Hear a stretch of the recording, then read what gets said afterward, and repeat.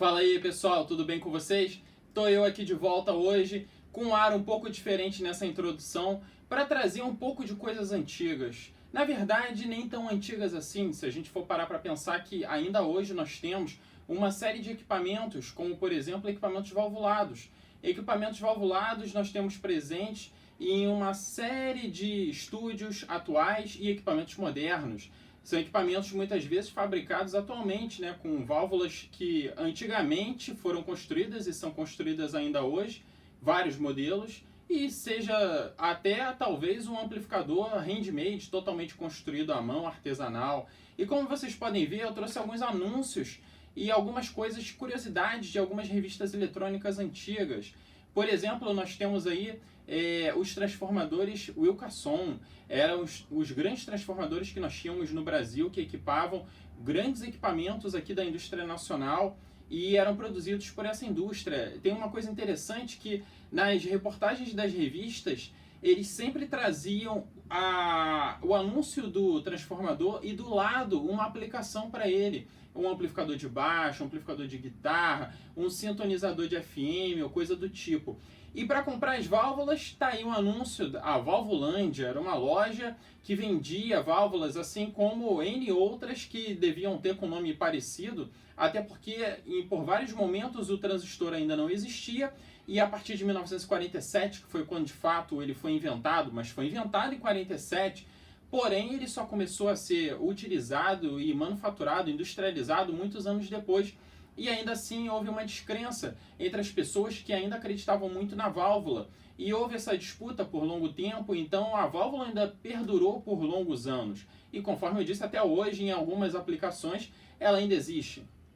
Afinal, é mais fácil a gente conseguir retirar elevadas potências utilizando uma válvula. A gente consegue uma série de recursos, como por exemplo, estações de transmissão de rádio, tem várias que são valvuladas, né? Onde a gente consegue uma potência elevadíssima com o uso da válvula e circuitos que não são tão complexos assim, circuitos que são mais simples. Aí temos o gramofone. A gente pode ver que o gramofone era a vitrola de antigamente, é claro que um equipamento totalmente valvulado. Esses equipamentos, muitos deles, eram armários grandes, tipo de 3 metros de largura, dessa altura, e você tinha ali o que? Você tinha um rádio, FM, AM, mais precisamente o AM, porque o FM veio bem depois, né? Então a gente tinha muita coisa de AM. Tinha um toca-disco ali dentro. Você tinha um toca-disco onde você utilizava o mesmo circuito amplificador do rádio FM para o rádio FM, você utilizava também para tocar os discos. E nas laterais, nas duas laterais, você tinha os alto-falantes em ambos os lados.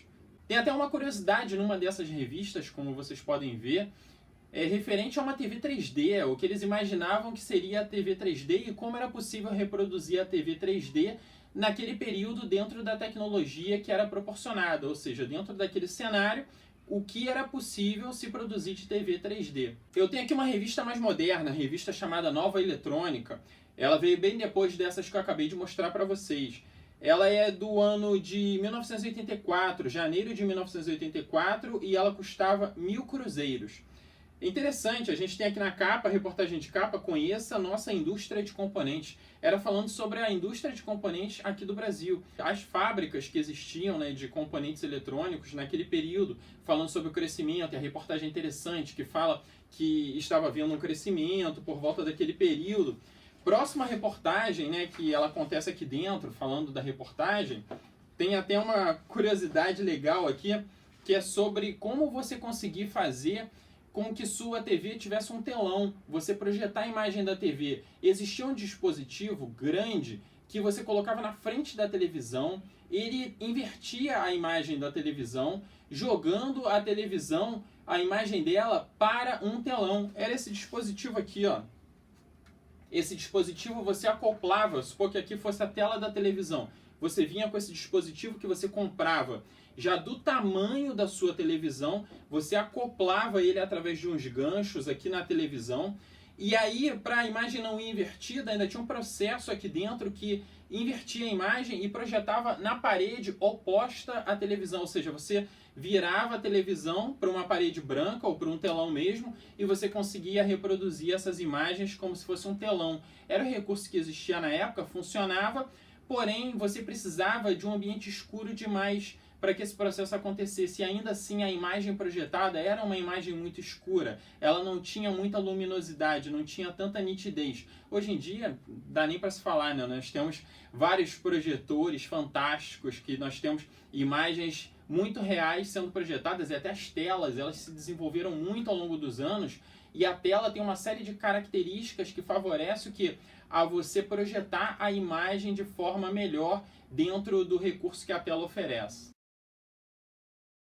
Nessa revista saiu esse dispositivo para conseguir fazer um suporte de pilha para uma pilha pequena, adaptar com coisas de sucata, material de sucata, para conseguir montar esse dispositivo. Então, pessoal, vocês puderam perceber que não é de hoje que a gente fica tentando reutilizar materiais em outras aplicações, né? A famosa sucata, que a gente acaba juntando e guardando e aplicando em outro uso que ela originalmente não foi concebida para aquilo, né? E nesse vídeo aí, vocês puderam ver na imagem a adaptação que foi feita para um suporte de pilha, né?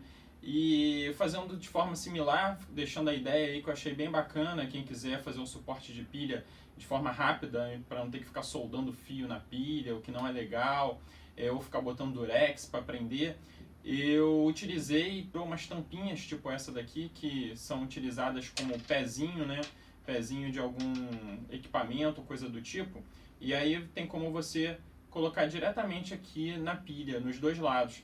Só falta fazer um furinho aqui, e aí depois desse furo coloca uma taxinha por aqui, ou coisa do tipo, deixar o metalzinho dela aqui para fora, e aí coloca de um lado, pega outro, coloca do outro e tá pronto aí o suporte de pilha, né? Ou seja, foi uma ideia bem bacana aí que o pessoal deu aí de antigamente para poder resolver esse problema que volta e meia a gente se depara aí por não ter um suporte de pilha. E de vez em quando fiquem ligados que eu vou estar postando uns vídeos assim, mostrando como é que era antigamente, como é que eles faziam algumas coisas, como a eletrônica veio crescendo de décadas em décadas e décadas, né, de evolução. E então é isso, espero que vocês tenham gostado e a gente fica aí se vê no próximo vídeo, tá bom?